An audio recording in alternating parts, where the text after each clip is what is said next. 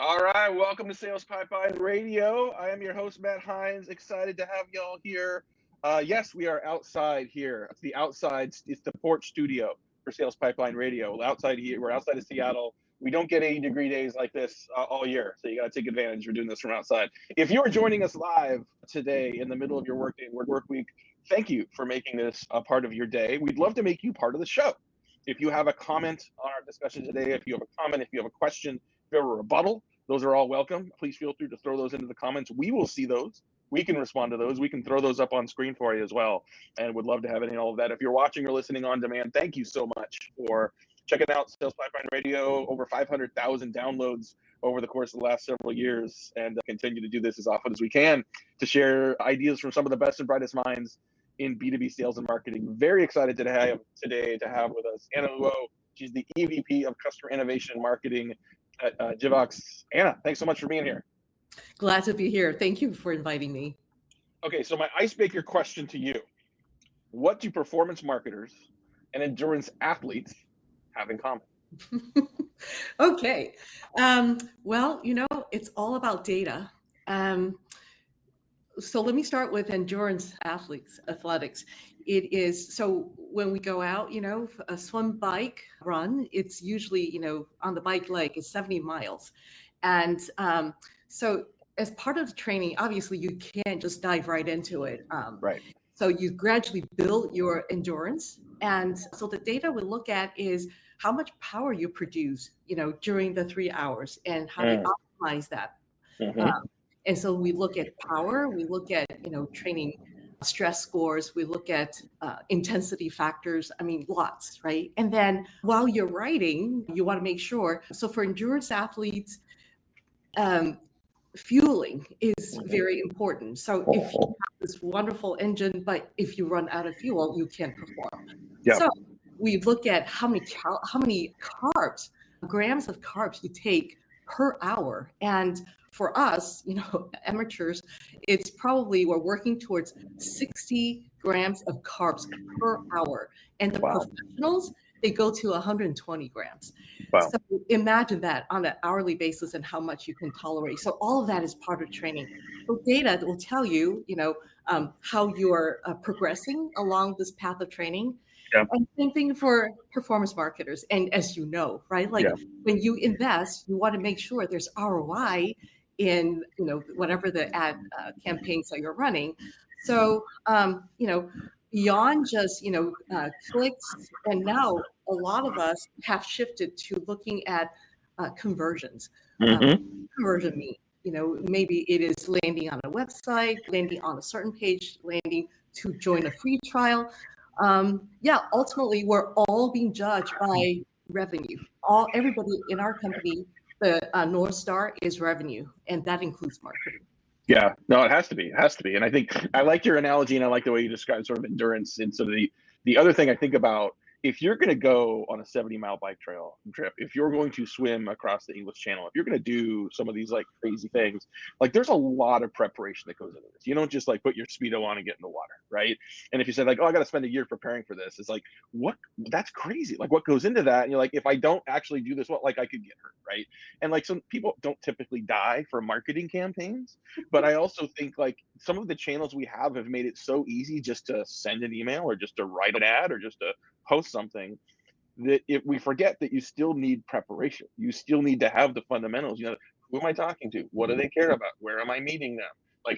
How does this fit in? The context matters greatly in terms of how you execute that. I'm seeing cases where that preparation can be accelerated in many ways through AI by answering some of those questions in a more, not only a deeper, faster way, but a more dynamic way as well. Are you seeing some of that too? Oh, absolutely. Especially with AI. Now you can really look at, your audience in a much more precise way. So for example, retail media, first party data, right? So retailers, so for a long time, CPG brands, they don't have specific customer data.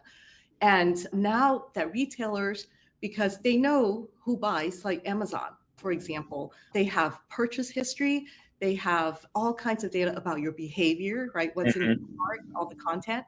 And Mhm. all of that stuff is valuable, super valuable. And when you go to like Target or Walmart, they have store data, right? So Mhm. shoppers, what they buy online and in store. So it becomes really rich. And what do you do with this data and how do you organize this data? And Yeah. that's where AI comes in. Well, I feel like for so long we've had access to this data. And when I say access, I mean the data exists. It might be in like 14 different systems or platforms or data centers. And so like for a long time, like we've had this amazing library, but all the books are on the floor and you have no idea how to access it, let alone sometimes to know what questions you should ask, right? Like even if you have all the data together, today you have to know you have to have asked a very tactical question, right, to get to that data. With AI, even with what exists today, you can ask outcome related questions, Yeah. and the models are going to be able to translate that into tactical questions to get to your answer. It's pretty crazy. Oh, I know. And this is a tremendous tool for marketers. So, for example, currently our team is a third of what we used to be. And Yeah. it is because AI is not just a tool, it becomes a part of our team. So we Hmm. look at, for the few of us on the team, what are our strengths, right, as Yeah. humans? Yeah. And then where are the gaps? So this is where we deploy AI to fill in the gaps for us. And Yeah. to turn out the kind of volume of content that we're able to, it's impossible to scale it without AI. It is, and I think there's a lot of folks that are worried about like, oh, this is going to take my job away. I think it's going to change the job you're doing. I mean, think about like I was talking to a friend this morning. We were talking. He was saying like outside my office, there's a construction project happening, right? And there's like 8 people on site right now working various machines. Like 100 years ago, that would have been 100 people with pickaxes, like just manually trying to get through, the ground. Now you've got 8 people doing that work, but someone's got to service and sell all these machines as well, right? And so there's a bunch of people still supporting that construction project. I'm old enough to remember when Sabre was released, and we thought that the travel agents were going to go away. When Sabre was released and the Internet Expedia came out, there were 200,000 travel agents who had access to that. Same thing for realtors in the MLS, the multiple listing service. 200,000 travel agents back then. Do you know how many there are today in the United States? How many? 600,000. Oh, There's more because like the complexity of travel has increased, the specialization of like where should I go, what should I do, and how do I create these bespoke experiences at an individual and a group level. Like we reinvented what used to be sort of 90% of their job accessing Sabre is now 5%, and they found other ways to be valuable to an audience that continues to travel. Are we going to, I mean, it's hard to know what that's going to look like without living through it. Do you think we're going to see something like that as AI continues to evolve and scale? well, okay, scale definitely. And Yeah. I think I'm going to talk more about, like what kind of skills we need to develop now that we have AI. Yeah. I can't speak for the longer term though, because AI, I mean, it's self-learning, especially, with these agentic AI. I'm not sure where that's going to take us, but today, for example, people who start using AI and to use that as a tool to help them with productivities, those people will actually do well. Hmm. For example, you're hearing a lot of the agencies, firing their content creators, their, designers and copywriters because they think, the job there, it could easily be replaced by AI. Yeah. Now, so we work with contractors. We have a writer, a a producer. We also have a team of social media. Yep. Now, we're training them to use AI so that, for example, you go use AI to research, right? What are some of the hot topics, that people talk about today in Yeah. the market? And then you come back and you start creating, Yeah. outlines. All of this can be done with AI.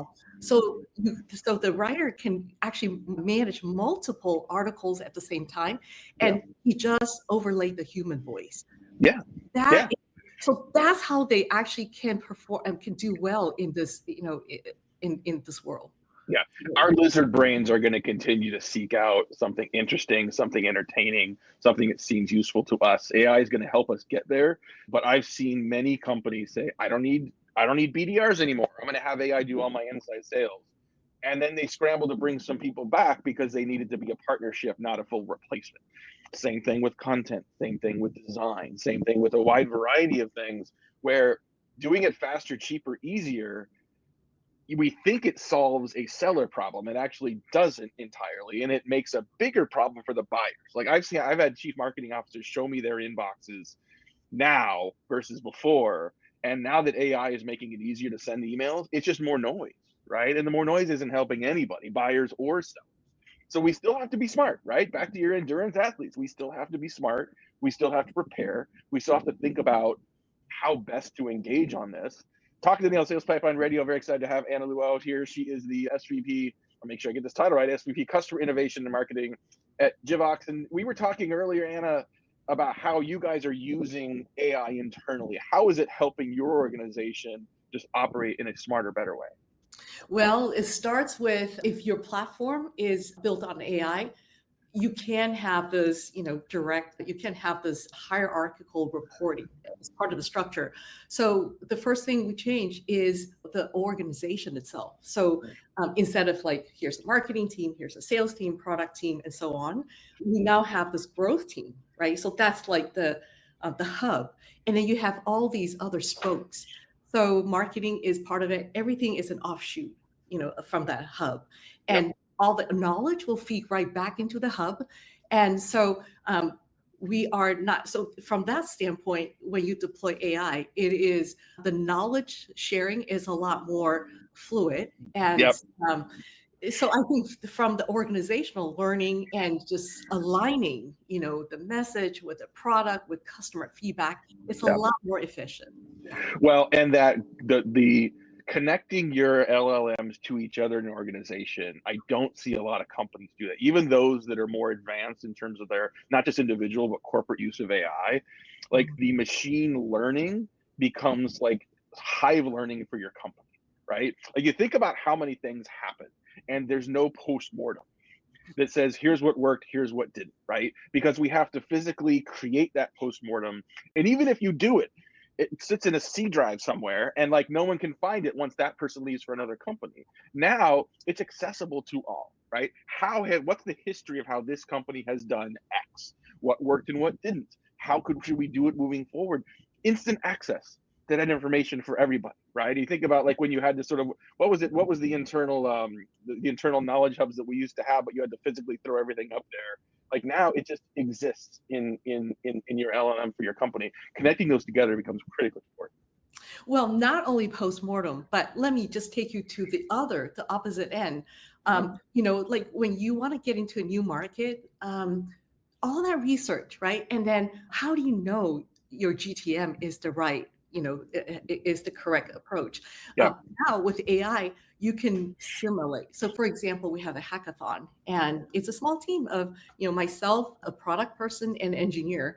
And the simulation is, we have this product, we want to take it to it's saturated in where we are, and we want to create a new market.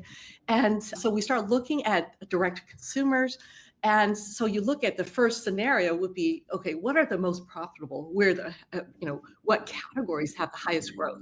Now, in reality, because of tariffs and all these other economic, forces, what's happening is you want to overlay some of that. And so you run a simulation again with different constraints. So you just keep running it and you can see the results right there before you dive right in. So that for us is just amazing. See, I told you we'd run out of time. We're already getting close to the end here. I do want to ask you about the importance of data, because the access to data is going to be the biggest limiter for people's use of AI moving forward. What are your recommendations for companies that understand that but want to be able to sort of unlock that data in a more productive way? Wow, that's a huge question. Yeah. And so AI, right, is a powerful engine. It's like a Ferrari, but without fuel, it doesn't run. And with bad fuel, it doesn't perform. Right. So data is absolutely important, and also good, clean data. So in our industry today, there's a lot of data, but it's very fragmented.